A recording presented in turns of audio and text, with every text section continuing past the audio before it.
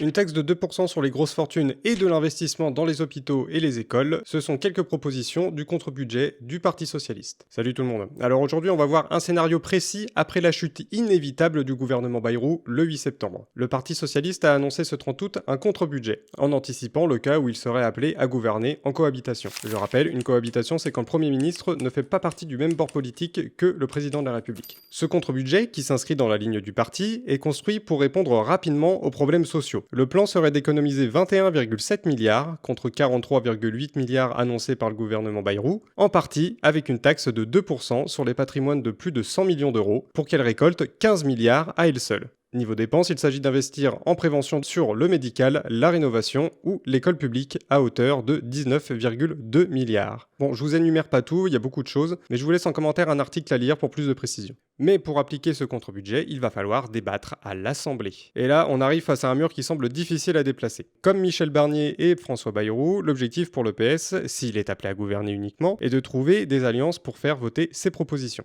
Et trouver des alliances là-dedans, c'est pas évident. Le PS devra dire adieu aux propositions majeures les moins partagées par le reste de l'Assemblée et de voir les autres articles se faire modifier à coup d'amendement pour que le texte se fasse adopter par une majorité de députés. Sinon, la facilité.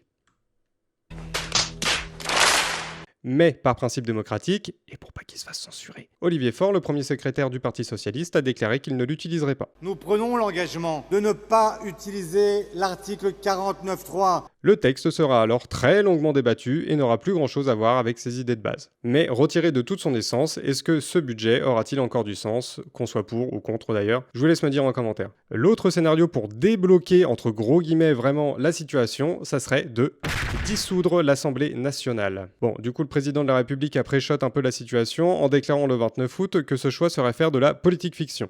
Mais face à une rentrée politique plus figée que jamais et un contexte social ultra tendu, la pression se fera sûrement sentir à vitesse grand V.